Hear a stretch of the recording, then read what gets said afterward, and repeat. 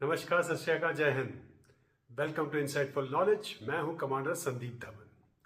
पिछले एपिसोड में हमने देखा कि चीन ने किस तरह से तिब्बत और ईस्ट तुर्कमेनिस्तान में अपने एयर बेसेस बनाए हैं। इस बार हम देखेंगे कि भारतीय वायुसेना इनको कैसे काउंटर करती है। तो क्या बिल्कुल एक हम परस्त हो जाएं, हमने कहा भाई चीन तो हमें बिल्कुल घेर चुका है, अब हम कुछ नहीं कर सकते, तो ऐसा नहीं है। चीन ने यस हमें घेरा है, जरूर घेरा है, लेकिन उनके पास चैलेंजेस बहुत ज्यादा हैं। ठीक है, तो जैसे सबसे पहले आपको मैंने बताया था कि भाई उनकी जो एयरपोर्ट्स हैं, जो एयरफील्ड्स जो हैं, और स्पेशली जो तिब्बत में हैं, ये बहुत ज्यादा ऊंचाई पे हैं। तो उस ऊंचाई के कारण वहां पे उनको, क्योंकि उसको रूफ ऑफ द वर्ल्ड ही इसीलिए कहा जाता है कि मोस्ट ऑफ द एयरपोर्ट जो हैं वो 10,000 से फुट की ऊंचाई से ही ज्यादा है। ठीक है, तो उसके लिए उनको बहुत ज्यादा जो है मेहनत करनी पड़ेगी। 20 एयरपोर्ट तो ऐसे हैं जो 3,000 मीटर से ऊपर के हैं। तो लंबे रनवे चाहिए, क्योंकि हवा जो होती है वहां पे थिन हो जाती है, तो एयरक्राफ्ट जो है उसको बहुत लंबे लंबे रनवे चाहिए जिससे कि वो टेक ऑफ कर सके। फिर अगर टेक ऑफ करेगा तो या तो वो पूरा लोड नहीं ले पाएगा जो वेपन लोड लेके जाना है, या फिर फ्यूल कम लेके जाएगा।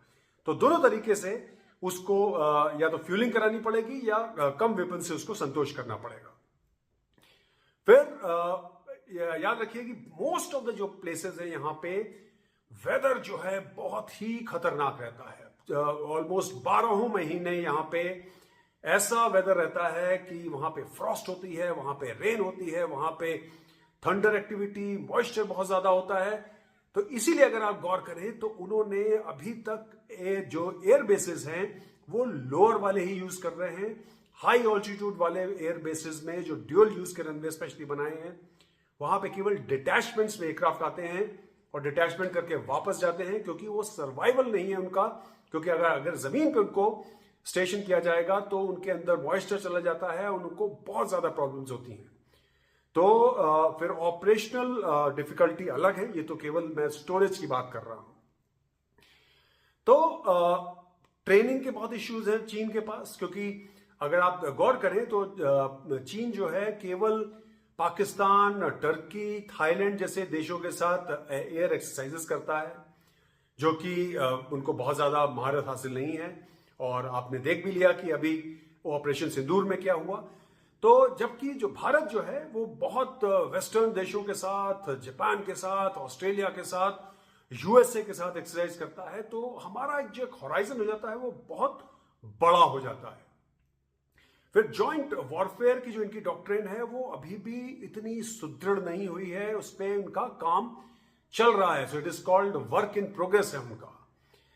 इंडिपेंडेंट डिसीजन मेकिंग में उनके जो पायलट्स हैं जो बहुत ही पुअर हैं, और उसका रीजन ये है कि एक तो ड्यूअल इनका कमांड सिस्टम होता है। एक तो मिलिट्री ऑफिशियल होते हैं और दूसरे जो होते हैं वो पार्टी ऑफिशियल होते हैं। दोनों ही जनरल होते हैं और उनकी ड्यूअल परमिशन के बिना कोई काम नहीं होता है। तो जो पायलट जो होते हैं वो अंडर कॉन्फिडेंट है, वो हमेशा हर चीज के लिए उनको कमांड से, अपने कमांडर से परमिशन लेने की कोशिश करते हैं।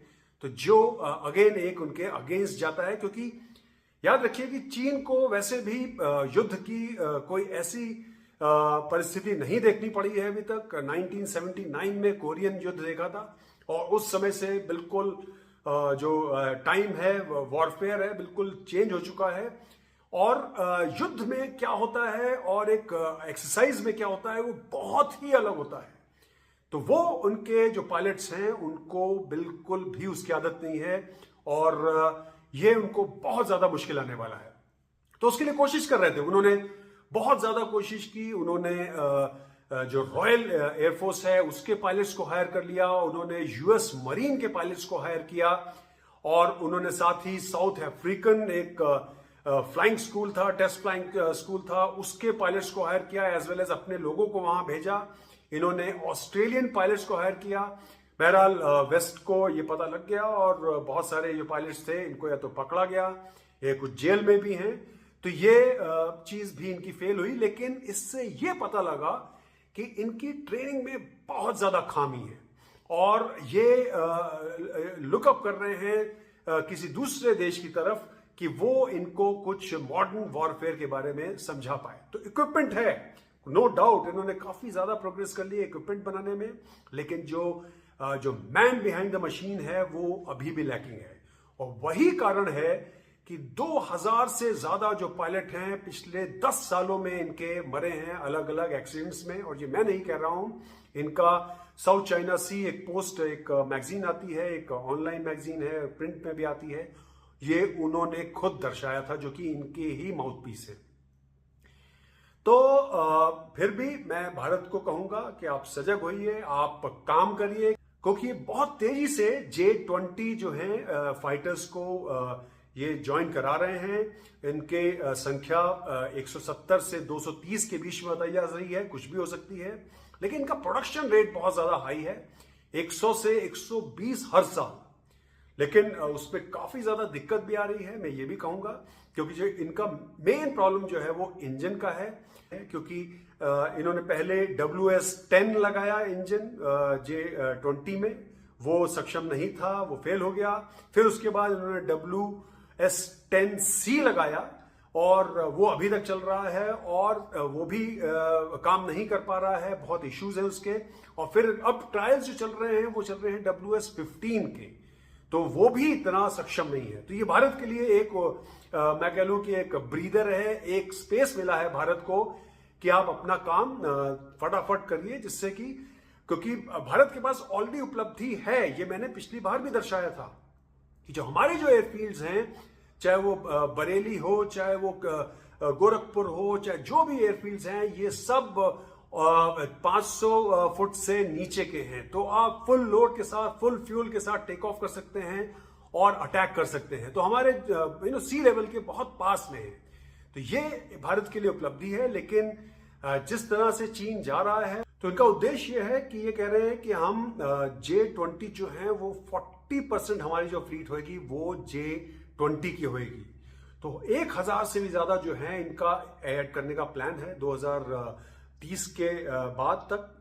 तो ये बहुत बड़ी संख्या है, लेकिन भारत के पास टाइम है और कुछ और भी चीजें हैं जो भारत के पक्ष में जाती हैं, लेकिन ये कोई रेस्ट करने का टाइम नहीं है।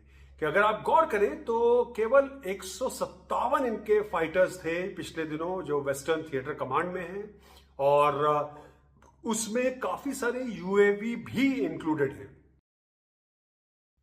तो इसके साथ ही मैं ये कहना चाहूंगा कि भारत को बहुत तेजी से काम करना है, अपने इंजन के इश्यूज को संभालना है, अपने जो एमका का जो इशू है, जो तेजस मार्क 2 का जो इशू है, इसको संभालना है, प्रोडक्शन रेट बढ़ाना है, क्योंकि अभी हमारी अभी भी एज है चीन के ऊपर। लेकिन जैसे मैंने 5 साल पहले आगाह किया था कि ये एज धीमे धीमे हमारी कम होती जा रही है। हमारी जो पकड़ है पूरे नॉर्दर्न अपने बॉर्डर पे, नॉर्थ ईस्टर्न बॉर्डर पे, वो कम होती जा रही है, क्योंकि चीन जो है वो हर तरीके से अपने वहां पे जो क्षमता है उसको बढ़ाता जा रहा है, अपनी मशीनरी को बढ़ाता जा रहा है, और साथ साथ ही अपनी ट्रेनिंग को भी इंप्रूव करता जा रहा है।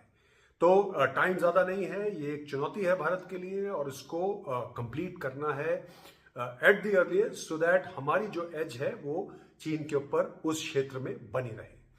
सो आई होप कि कुछ सेंस बनाया हो मैंने आज। प्लीज लाइक करिए, सब्सक्राइब करिए इस वीडियो को, और हमें बताइए कि किस तरह की टॉपिक्स पे मैं आपसे फ्यूचर में आने वाले टाइम में बात करूं, जो इस चैनल को और बढ़ाएगा। तो thank you so much for listening to me. नमस्कार, सत श्री अकाल, जय हिंद।